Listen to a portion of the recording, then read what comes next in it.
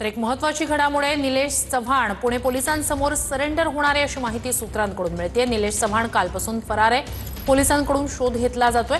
निलेश चव्हाणवर वैष्णवीच्या माहेरच्यांना धमकावल्याप्रकरणी गुन्हा दाखल करण्यात आलेला आहे। तर त्याच्या अधिक या सगळ्या संदर्भात जाणून घेणार आहोत आपले प्रतिनिधी अजिंक्य यांच्याकडून। अजिंक्य, अपडेट्स काय आहेत सरेंडर होण्याबाबतचे? हो, अगदी बरोबर आहे।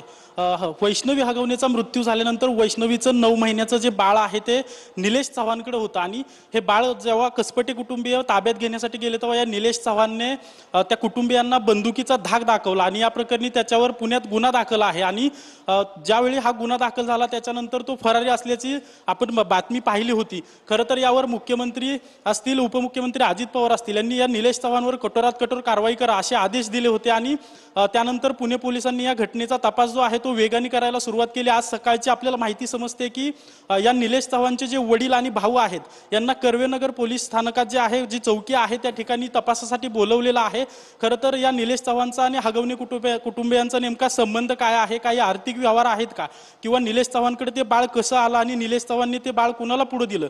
ज्यावेळी कसपटे कुटुंबीय या निलेश चव्हाणकडून बाळ घेण्यासाठी आलं होतं त्यावेळी बंदुकीचा धाक दाखवला गेला आणि हा जेव्हा बंदुकीचा धाक दाखवला त्यावेळेस हे कुटुंबीय जे निलेश चव्हाणचे भाऊ असतील किंवा वडील असेल या घटनेचे जे साक्षीदार आहेत त्यांना आता पोलिसांनी ताब्यात घेतलेलं आहे। त्यांची चौकशी सुरू आहे। तर सूत्रांकडून आपल्याला माहिती कळते की आता पोलिसांवर देखील या प्रकरणाचा दबाव वाढलेला आहे। त्यामुळे पोलिसांकडून जोरदार तपास सुरू आहे। मात्र निलेश चव्हाण जो आहे तो आज संध्याकाळपर्यंत पुणे पोलिसांना शरण येणार असल्याची माहिती आपल्याला सूत्रांकडून कळते।